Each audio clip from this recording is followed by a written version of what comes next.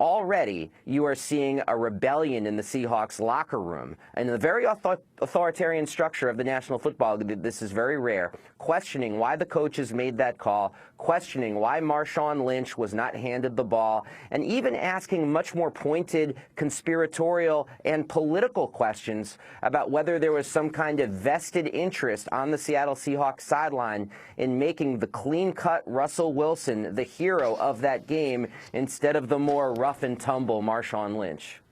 So talk more about why you think that happened. Well, first of all, let me say that this is not a conspiracy theory I'm pulling out of whole cloth. A player said it off the record to Mike Silver from the NFL.com, and I spoke to somebody who was inside that locker room, and granted, they were in a state of shock, but all they kept saying over and over was they didn't want Marshawn to be the hero. They didn't want Marshawn to be the hero. And without judging the veracity of this theory, it is worth explaining why. Russell Wilson is very young. He's very clean-cut. He's 26 years old. He's about to get a new contract. Him being the face of this billion-dollar entity that is the Seattle Seahawks going forward is something that the people of the NFL would absolutely love. Marshawn Lynch is going to be 29 years old this summer. That's actually quite old for a running back, and he's also due a new contract. If you haven't paid attention over the last 2 weeks, you might not know this, but Marshawn Lynch is very, very interesting and rebellious.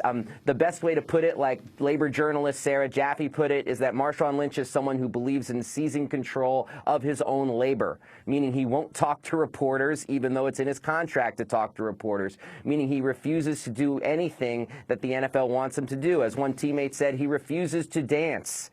Instead, he is himself. He is Marshawn Lynch. And so he just says over and over again, I'm just talking so I won't get fined. And he said that 29 times at the Super Bowl Media Day. I'm just talking so I won't get fined. Saul Williams, the great poet, he described that as poetry. I'm just talking so I won't get fined. He said Marshawn Lynch is a poet, and there's a way in which that connected with a lot of people who don't like being told what to do by authoritarian top-down corporate structures. So Lynch became somewhat of a folk hero and also somewhat of a bête noire for the people in the higher offices of the National Football League. So hence the theory goes, okay, we're going to win this game anyway. Who's going to be the person who says, I'm going to Disney World and gets to be the big star at the end of the day? Let it be Russell Wilson, who's kind of like Derek Jeter 2.0. Don't let it be Marshawn Lynch.